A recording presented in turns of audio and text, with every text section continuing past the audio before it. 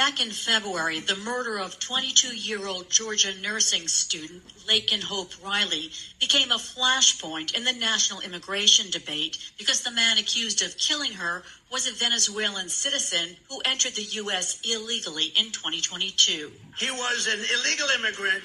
He was an illegal migrant, and he shouldn't have been in our country. Jose Ibarra is charged with 10 counts, including malice murder, felony murder, and kidnapping. Jury selection in his trial was set to begin today, but Ibarra, in an unusual move for a murder defendant, waived his right to a jury trial, meaning his case will be heard and decided by a judge. Joining me is Lauren Johnson-Norris, a criminal defense attorney in California. Lauren, this is a murder case that most people in the country know about because it became this flashpoint in the debate over immigration. So a lot of eyes are on the trial. Well, yeah, it occurred in a time historically in this country where folks are focused on the big influx of immigrants. Some undocumented immigrants, folks who came into the country without status. And so it's become a big political point in this country, not just what we've seen from this recent election, but also in the sort of rhetoric and what's going on in Washington, D.C., and the bills that have been created to address immigration. So I think, unfortunately, for the family who seems to disfavor this type of rhetoric around the loss of their child, I don't blame them. Unfortunately, it has become this contentious point for many and has received a lot of publicity. What are the charges against Ibarra? It seems like they're pretty broad. Yeah, and they've listed a number of charges, everything from kidnapping with bodily injury, aggravated battery, aggravated assault with the intent to rape, obstructing and hindering a person making an emergency telephone call, and tampering with evidence. So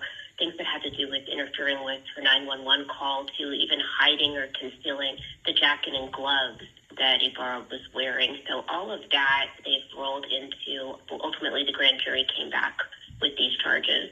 Is it surprising that prosecutors didn't seek the death penalty in this high-profile case?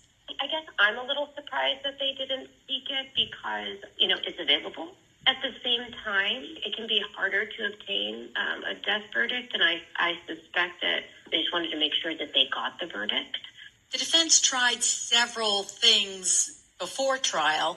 One, they tried to get the trial moved out of Athens, Georgia. I mean, would that have made a difference? This case was nationally known. Right, that's a tough one because in the community itself, I'm sure there were heightened emotions and inflamed and enraged feelings around this case that happened, at the university, in a place where people just can really, empathize and feel like it's so close to home. So I do understand why the defense sought to move the case, but point taken, if a case is national news and folks are familiar with it, they may share those same feelings, even in another county. So I'm not sure it'd make that big a difference. The defense tried to get some evidence suppressed, for example, cell phone evidence. Yeah, it seems like they sought to suppress evidence based on the affidavits that were submitted to the court for the search warrant.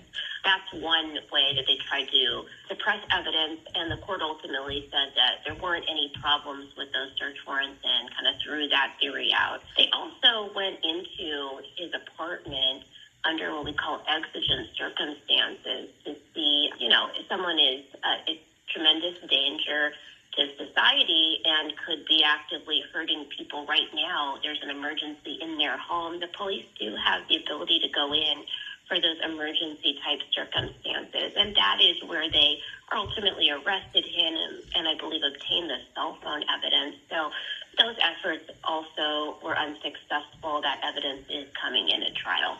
I'm wondering how strong the DNA evidence is, because apparently it didn't exclude the defendant, but also didn't exclude another known individual associated with the case. Well, it's really interesting that there's identified a potential other known individual. But at the end of the day, why was this individual, Ibarra's DNA, under the fingernails of the decedent? I mean, that just doesn't otherwise make sense unless there's a theory that there's some other person involved in the homicide.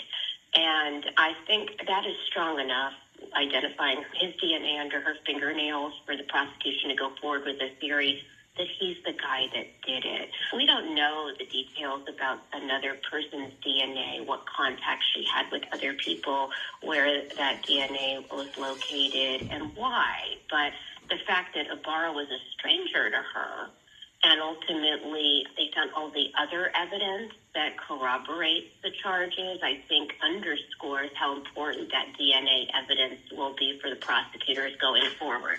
What other evidence do the prosecutors have that you know of? I understand there is a fingerprint that was found on her cell phone, which would corroborate the charge that he interfered with her ability to call 911. They also located gloves. There's some surveillance video that identified him outside of another person's apartment where they added the peeping Tom charge that involves him. And what they will argue is that he was in the area looking, to attack someone. And all of that evidence together, I think, is an extraordinarily strong case for prosecuting this homicide. The defense tried to separate out the peeping Tom charge. Explain how that fits in here. Sure. So the defense tried to separate it out because any time that there are allegations that are, otherwise inflammatory. I mean, listen, nothing is more inflammatory than an attempted rape or murder. But the idea that he was lurking around the neighborhood, looking into women's windows, suggests that this was planned. He was looking for the opportunity to perpetrate on a woman. And trying to keep that separate ultimately would keep that evidence from being considered in the death of Laken Riley.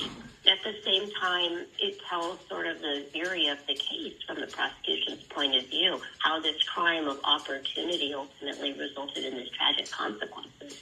There seems to be a lot of evidence against Ibarra. Do you see a defense here? It's a hard sell. I think the defense probably recognizes that the case is inflammatory, the case is horrible, and at the end of the day, a jury would not necessarily look at this in any sympathetic light for this defendant, which is why I think they've gone the way of a bench trial, looking for, I wouldn't say technicalities, but really questions about the law and whether or not each and every element can be proven beyond a reasonable doubt. They may believe a judge is in a better position to make those calls.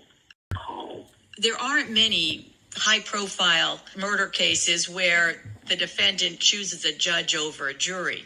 Explain the different factors that go into that decision. Yeah, it's a great question. So we tend to think as defense lawyers that even the possibility that one juror out of the 12 may vote not guilty could potentially hang the jury, leaving the case, in a status where it may get dismissed or retried, giving the opportunity to see the evidence ahead of time, try the case again. We're always hoping, if there's one juror who may say not to acquit, that they may persuade other jurors. There's just a lot of hope. The odds are better with a jury. And so traditionally, that's how defense lawyers think. We almost always exercise the right to a jury trial. But the question becomes, in what cases would it be potentially a better strategy to take that in front of a judge? And in my experience, that's where there are real legal questions that are harder for jurors to wrap their heads around in terms of arguments about the law, the evidence. They also ran these motions in front of this judge.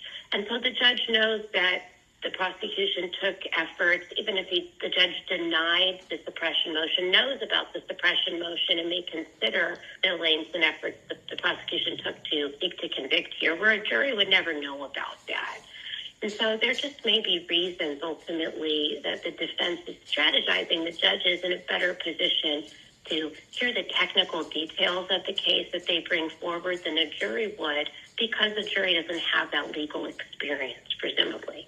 Prosecutors don't have to put forward motive, but do you think they will put forward motive because the grand jury came back and said it was, I guess, an attempted rape? Well, it looks like that's the theory of the case and part of the charges here, and there's likely physical evidence that supports that The fact that also he was looking at another woman's apartment window seems to stir in us kind of an understanding that might be what was going on here. They don't need to put forth a motive, but I think the average person could see why this occurred. And I think that's important as we talk about what we need to do as a community to focus on the protection of women and why these cases are important to prosecute, also important to get to the truth of and understand why this is happening.